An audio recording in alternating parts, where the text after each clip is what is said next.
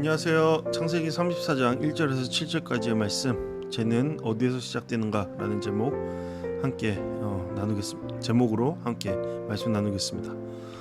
창세기 33장은 야곱과 에서가 눈물로 화해하는 아름다운 장면으로 끝이 났죠. 모든 것이 이제는 평안해지는 것처럼 보입니다. 그런데 성경은 바로 다음 장에서 전혀 예상치 못한 사건을 기록하고 있습니다. 굉장히 끔찍한 사건이죠. 야곱의 딸 디나가 세겜에게 욕을 당하는 사건입니다. 왜 성경은 화해의 이야기 뒤에 이렇게 무거운 사건을 기록했을까? 아마도 우리에게 이것을 말해주기 위한 것이 아닐까 생각해 봅니다. 한 문제가 해결되었다고 해서 죄가 사라진 것은 아니다라는 겁니다. 우리는 여전히 죄가 가득한 세상 가운데 살아갑니다. 그러므로 하나님의 백성은 어느 때나 늘 깨어 있어 살아가야 합니다. 오늘 말씀은 죄가 어떻게 시작되고 한 사람의 죄가 공동체 전체를 어떻게 흔드는지를 보여주고 있는 장면입니다. 이 말씀을 통해 우리의 삶을 다시금 정돈해 보는 그런 지혜의 시간 되기를 바랍니다. 나는 어떤가? 나는 무엇을 보고 있는가?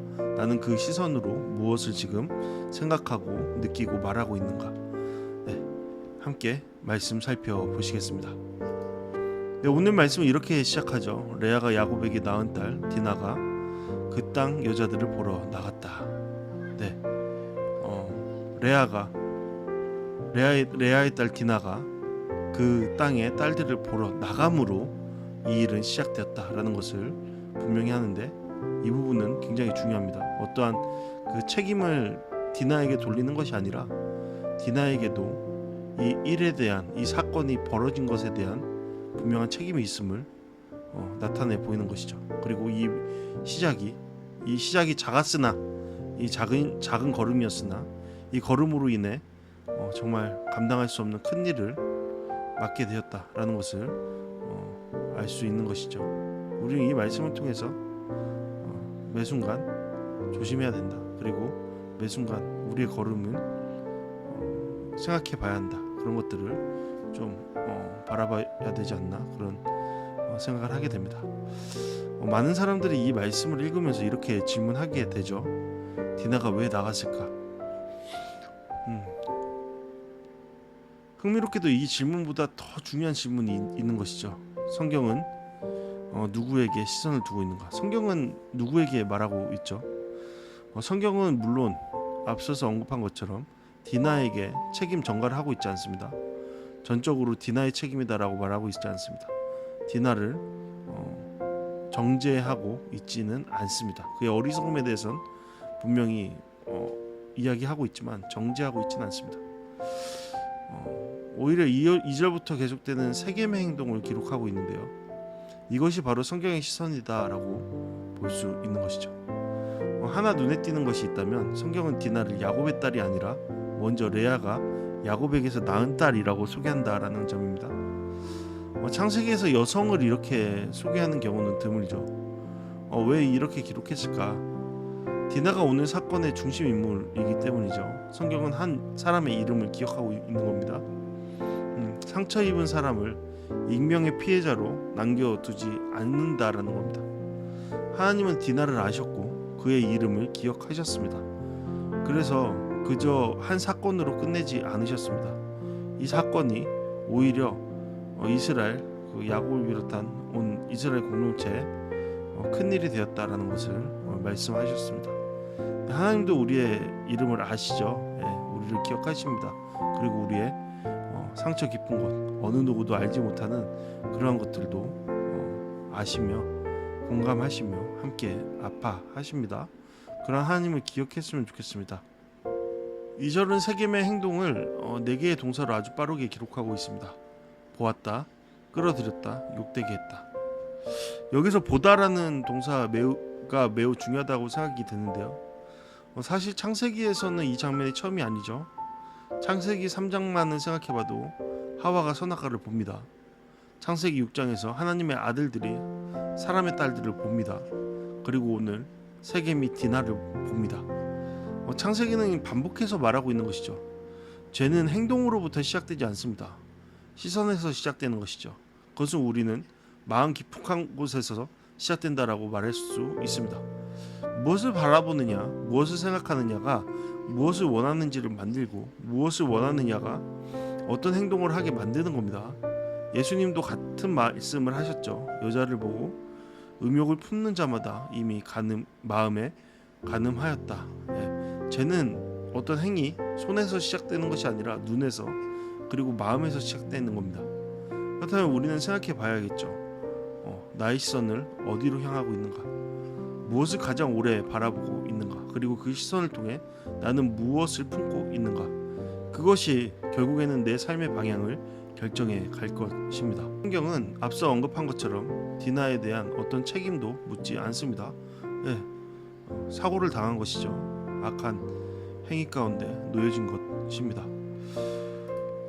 그런데 더욱 놀라운 장면이 이어지죠. 세겜은 디나를 욕되게 한 후에 디나를 사랑한다라고 말하고 있습니다. 그리고 아버지에게 부탁하는 것이죠. 이 소녀를 내 아내로 얻게 하여 주십시오. 얼핏 보면은 세겜이 그녀를 책임지려 하는 모습처럼 보입니다. 하지만 이것은 그러한 책임을 지려 하는 행위라고 보기는 어렵죠. 창세기 2장에서 먼저 하나님께서는 결혼을 세우십니다. 언약이 있죠. 책임이 있습니다. 그리고 사랑이 있습니다. 그런데 오늘 34장 말씀은 정반대죠. 욕망이 먼저이고 사랑이라는 말이 그 뒤에 따라옵니다. 세겜은 자신의 감정을 사랑이라고 불렀지만 하나님은 그것을 사랑이라고 부르지 않으시죠. 사랑은 상대를 존중하는 겁니다. 상대를 기다리는 것이고 상대를 소유하려 들지 않는 겁니다.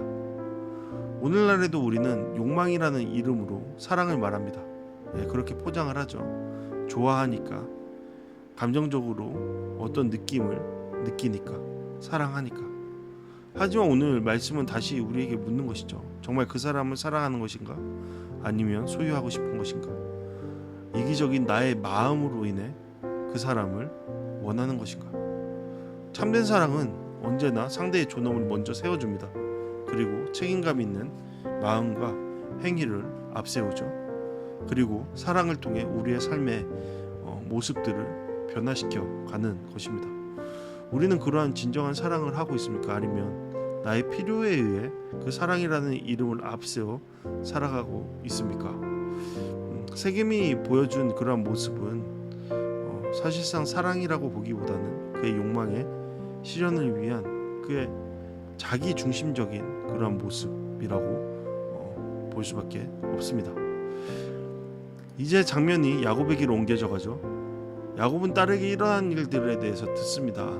아버지의 입장에서 얼마나 괴로운 일입니까? 그런데 성경은 아주 짧게 기록하고 있죠. 야곱의 모습을요. 잠잠하였다. 성경은 야곱이 왜 침묵했는지를 설명하지 않습니다. 슬퍼했는지, 분노했는지, 괴로웠는지조차 기록하고 있지 않습니다. 참 흥미로운 장면이죠. 생각이 많이 들게 하는 장면입니다. 왜 침묵했을까? 반면에 형제들이 돌아오자 성경은 이렇게 말하죠. 그들이 모두가 근심하고 노하였다. 여기서 근심하였다라는 단어는 창세기 6장에서 인간의 죄를 보시고 하나님께서 마음 아파하셨을 때 사용된 단어와 같은 어근입니다. 이것만 볼 때는 사실상 야곱이 뭔가 잘못된 생각들, 잘못된 판단들을 하고 있다라는 것을 생각해 볼 수 있죠. 어떻게 앞에서 고통당하는 자를 보고 침묵할 수 있느냐? 우리는 그러한 질문을 던질 수밖에 없습니다.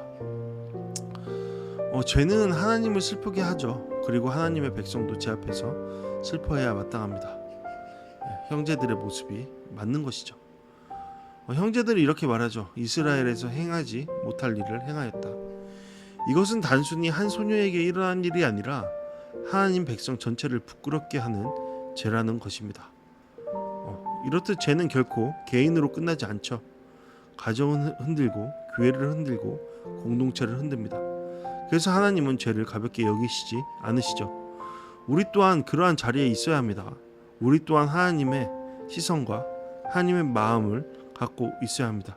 물론 그 죄에 대한 분노가 어떻게 표출되는지는 우리가 더 배워야 될 사항이고 그것에 대한 지혜가 필요하긴 하지만 우선적으로 우리에게 주어진 것은 죄에 대한 단순한 침묵이 아니라 죄에 대한 올바른 분별을 통한 분노입니다. 그 분노를 앞서 방금 언급한 것처럼 어떻게 푸는지 그것에 대한 지혜도 물론 필요하지만 말이죠. 네, 여러분 오늘 말씀을 통해 어떤 말씀을 보게 되었습니까? 저는 우리가 읽는 이러한 말씀들, 묵상들이 나를 향해 있어야 된다라고 생각합니다. 나는 디나와 같이 아무렇지도 않게 행동하고 있는 것은 아닌가? 이거 정도는 이쯤은 하며 너무 가볍게 선택하고 나아가고 있는 것은 아닌가? 나는 색인과 같이 나의 감정을 앞세우면서 그것이 마치 정당한 것처럼 정신승리하며 나의 감정으로 모든 것을 말하려고 하고 있는 것은 아닌가? 나는 야곱과 같이 잘못된 것에 대해서도 아무렇지도 않고 어떠한 감정의 요동도 없이 그저 여러 계산 속에 그 자리를 지키고 있는 것은 아닌가? 그런 질문들 우리 가운데 던져봐야 하겠죠. 우리는 어떤 모습을, 어떤 마음을 취하고 있습니까? 오늘 말씀을 통해 세 가지를 마음에 새겨 보는데요. 첫 번째로는 나는 무엇을 바라보며 살아가고 있는가 생각해 봐야 할 겁니다. 앞서 언급한 것처럼 죄는 시선에서 시작하죠. 오늘 내 눈이 하나님보다 세상을 더 오래 바라보고 있는 것은 아닌지 생각해 봐야 할 겁니다. 매우 중요한 질문입니다. 이 질문에 답해야 합니다. 답해 봐야 합니다. 두 번째로 나는 사랑과 욕망을 구별하고 있는 것 생각해 봐야겠죠. 우리는 너무나도 나의 필요에 의해서 모든 것을 선택해 나가는 데 능합니다. 그런데 그것이 옳은 것일까요? 그것이 하나님 보시기에 기뻐하는 그런 모습일까요? 그것이 나를 위해 하는 결정들일까요? 사랑은 상대를 존중하는 겁니다. 하지만 욕망은 상대를 소유하려고 하고 가르치려 들고 상대보다 나를 높게 여김으로 그를 계속적으로 낮추려 합니다. 하나님께서 주시는 사랑은 언제나 상대를 살리는 반면에 우리의 욕망으로 하는 사랑은 상대를 죽이죠. 세 번째로 나는 공동체를 세우는 사람인가 무너뜨리는 사람인가 생각해 보시죠.